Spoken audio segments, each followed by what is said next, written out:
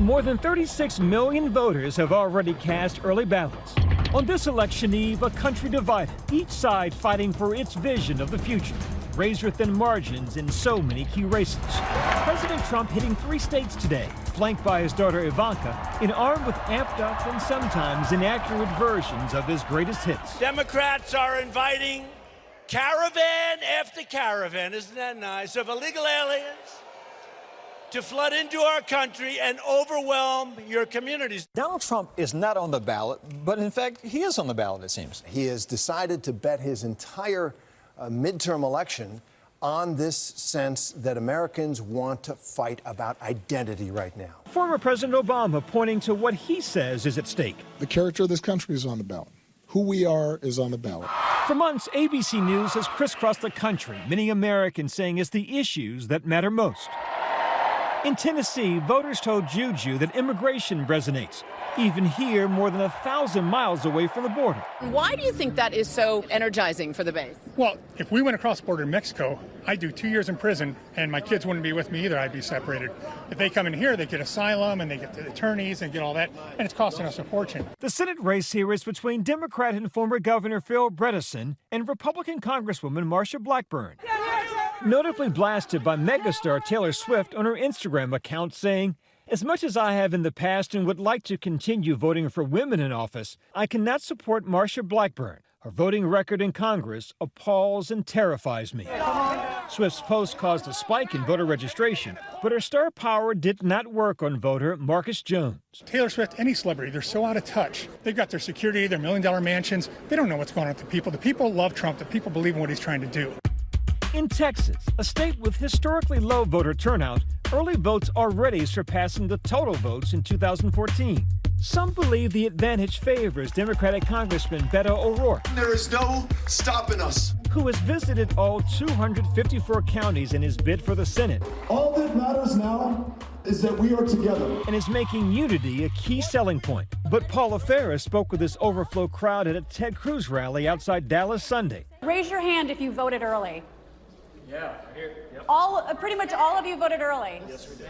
You know, you look at the Texas economy right now. The economy is booming, and I think Texans understand why. Why would we want to screw that up? Cruz won his Senate seat in 2012 with help from conservative Christians attracted to his anti-abortion stance. But Paula met with a group of evangelical women who say they now question which candidate and party best represents their faith. It just felt for me like I had to make a stand for something on one side or the other.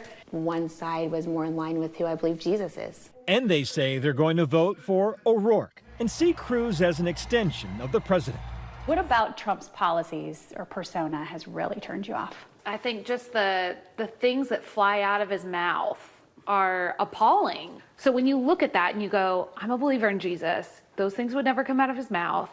How much will I allow before I stand up and say something? There are plenty of women for Trump. There are plenty more, polls show, who are against Trump, and they have been ignited. We have an opponent who is an architect of voter suppression. In the closely watched gubernatorial race in Georgia, Democrat Stacey Abrams is aiming to make history on the ballot. If elected, she would be the nation's first black female governor. Her opponent is a Trump-backed Republican, Brian Kemp. Complicating this already contentious race are new claims from Kemp in his role as chief elections official, accusing Democrats of hacking state voter rolls just 2 days before the election. I'm not worried about how it looks. I'm doing my job. Kemp's office asked the FBI and DHS to investigate the Democratic Party of Georgia. For his office claimed, without evidence, they found a failed attempt to hack the state's voter registration system. The Democrats are calling this 100% false and an abuse of power. Abrams responded this morning. Do you think Secretary Kemp deliberately cooked up the charge to help his campaign? I do. This is another failure of his leadership, and he recognizes that if he got caught 2 days before the election, having exposed so many Georgians, he would lose. In 2016, Kemp accused Obama's Department of Homeland Security of attempting to hack their system. A report found no such hacking took place. Kemp has also been under fire for allegations of voter suppression. An AP report found that 53,000 voter registration applications are on hold thanks to a so-called exact match law. The majority of those 53,000 applications are voters of color. A federal judge just ordered the state to ensure that voters erroneously labeled as non-citizens could vote. Kemp told my colleague Deborah Roberts he's trying to prevent voter fraud. You talked about all the votes. What about voter suppression? People are saying that that's a myth. That is a myth that the Democrats bring out every 2 years. It's a battle for Georgia's future. Seems to still be haunted by its dark past. This is the magical Negro, Oprah Winfrey. Over the weekend, racist robocalls with a phony impression of Oprah Winfrey's voice, who campaigned for Abrams last week, were dialed into an unknown number of Georgia homes. Where others see a poor man's Aunt Jemima, I see someone white women can be tricked into voting for. Both campaigns have condemned the calls. While access to the ballot is a serious concern for many Americans, what's on the ballot tomorrow is just as important. In our ABC News Washington Post poll, 82% of voters say health care is highly important in their vote. In Missouri, while campaigning for Republican Josh Hawley, Trump talked up the popular provision of Obamacare. Josh Hawley will always protect pre-existing conditions.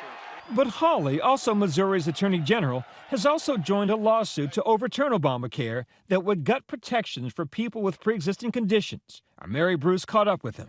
So which is it? Do you support these protections or do you want to get rid of them? I want to get rid of Obamacare, and I want to have the protections without Obamacare. The lawsuits even though Obamacare keeps those protections? Obamacare is, look, it is driving the cost of health insurance up. Thank you, guys.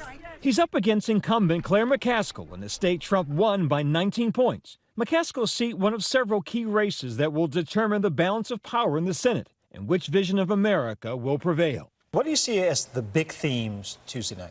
For our country, it is a question of, is this a normal midterm election, or has he changed our political discussion so that it's about who we are?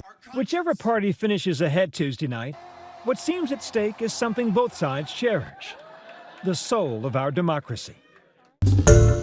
Hi, everyone. George Stephanopoulos here. Thanks for checking out the ABC News YouTube channel. If you'd like to get more videos, show highlights, and watch live event coverage, click on the right over here to subscribe to our channel. And don't forget to download the ABC News app for breaking news alerts. Thanks for watching.